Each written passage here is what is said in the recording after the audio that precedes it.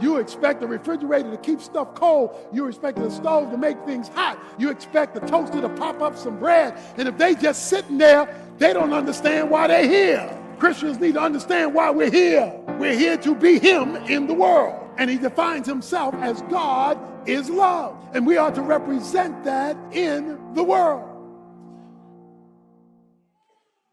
So the question is, what do we mean by love? This word gets thrown around a lot. I love chocolate cake. I love ice cream. I love that movie. I love that place. We confuse the word love with like. Like involves an emotional attachment to something. When I like something, it means I enjoy it. That's the word like. But it gets substituted for the word love. The Greek word for love is agape. It's verb form agapao, and it has to do with a decision. Biblical love does not start with an emotion. It starts with a decision. Like starts with an emotion because it's how you feel about it. Biblical love may or may not include an emotion. That's why God can command you to love your enemies. He's not telling you to feel good about somebody that hates you. He's talking about making a decision. So let me give you a formal definition of biblical love. Biblical love can be defined as the decision to compassionately, righteously, responsibly, and sacrificially seek the well-being of another. Let me say that again. Biblical love is the decision to compassionately, righteously, responsibly, and sacrificially meet the need of somebody else. Okay? Love is a decision. That's why it can be commanded.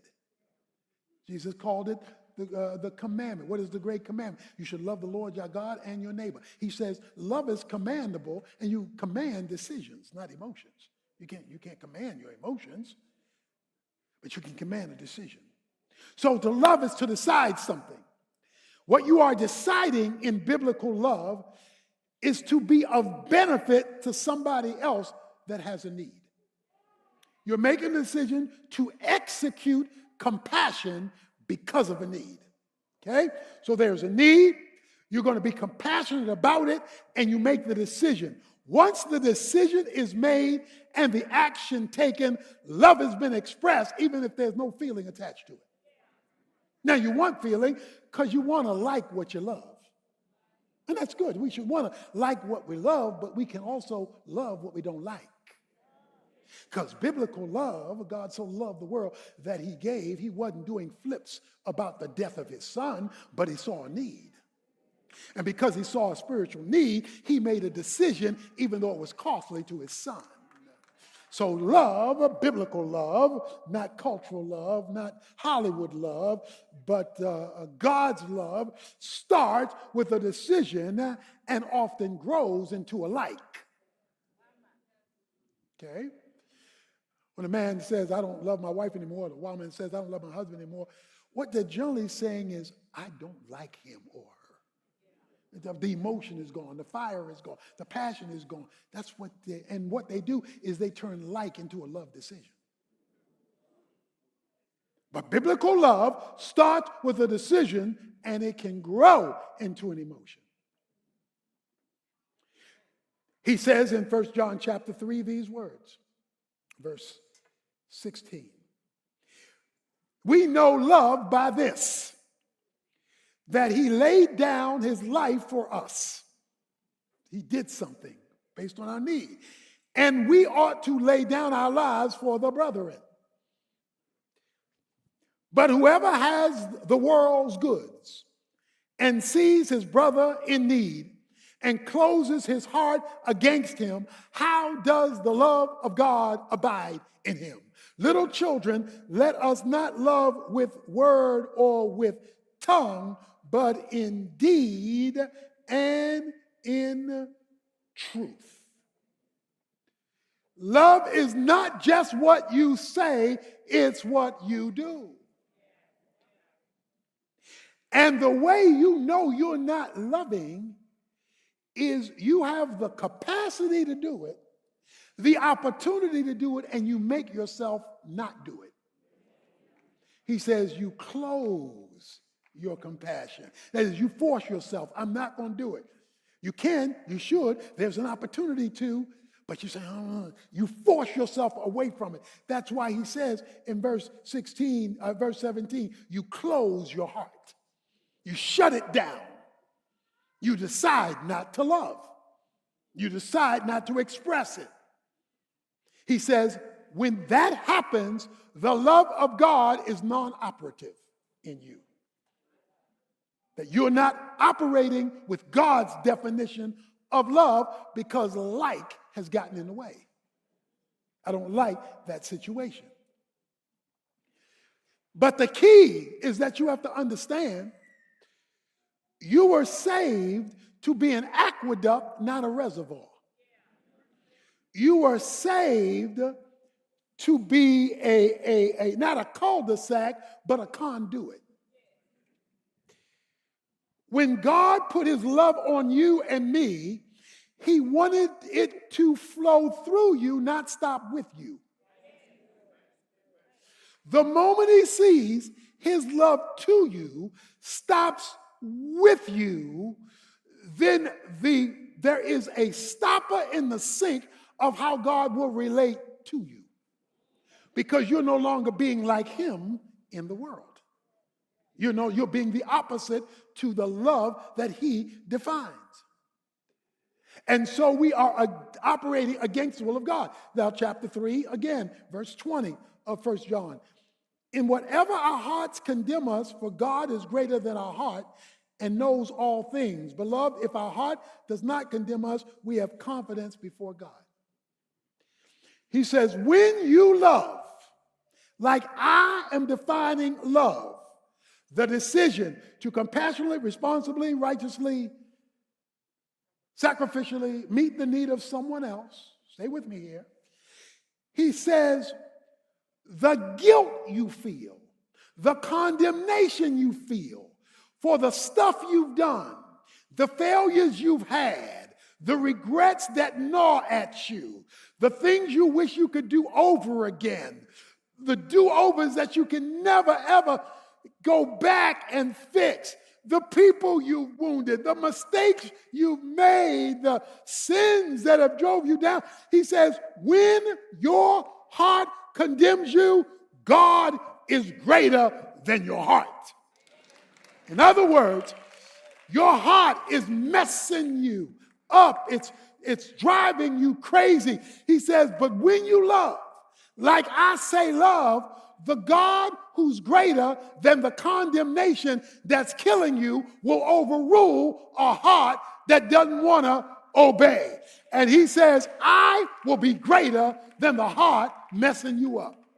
So if you look back at yesterday and you've got regrets and pains and mistakes and failures and you can't do it over again and it gnaws at you, it keeps you up at night when you see it being played on the television and it reminds you of who you were and who you are. He says, God says, I can overrule that, but I'm not just going to overrule that because you pray.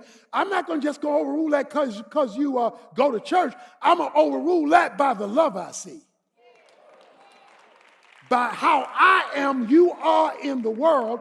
When I see that, then I'll overrule your heart, which is being condemning you because of your actions.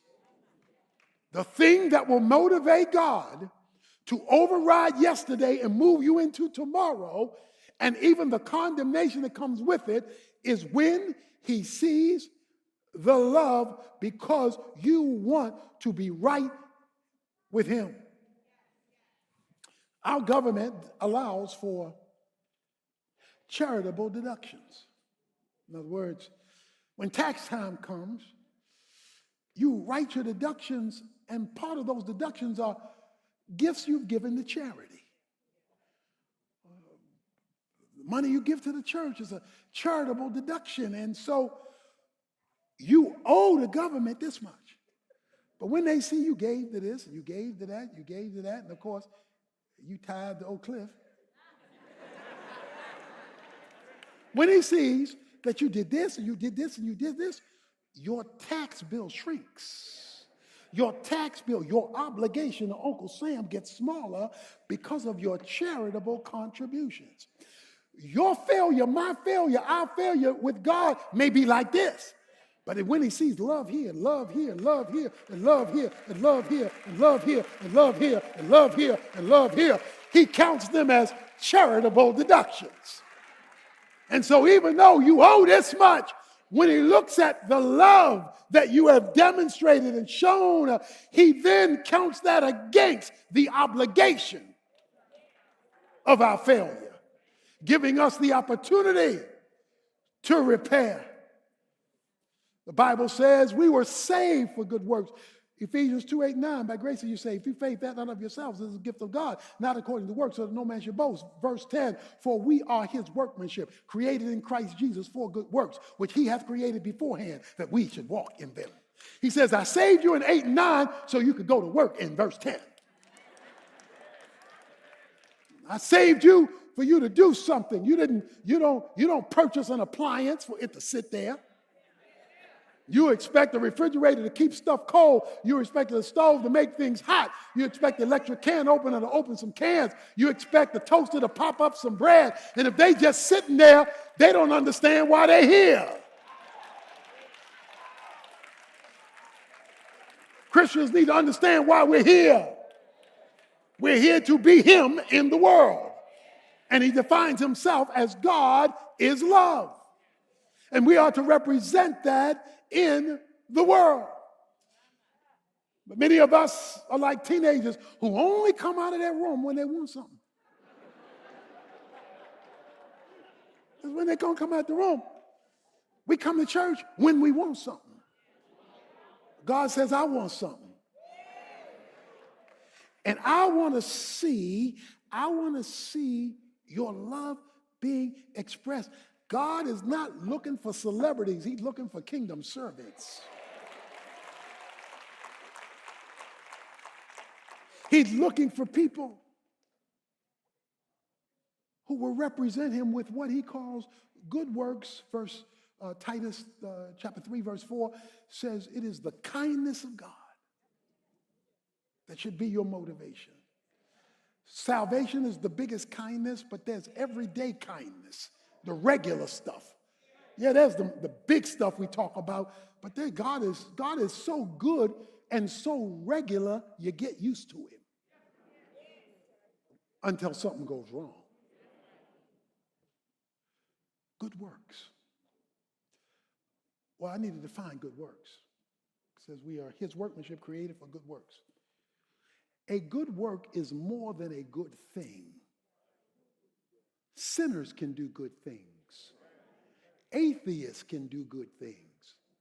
You can have a person who hates God but is a good neighbor. Okay? In other words, you don't need a religion to do a good thing.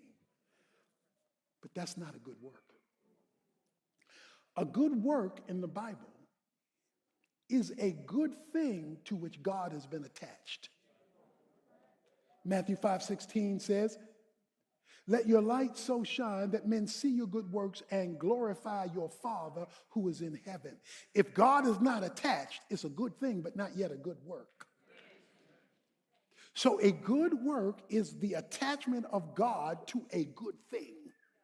Now, because God has been brought into the equation and God is love and you are representing God by the loving act that you do, now God is attached to the act, making it a good work for which you get credit for the future and also repair of the past. Because now you are involved in good works. You're involved in good works.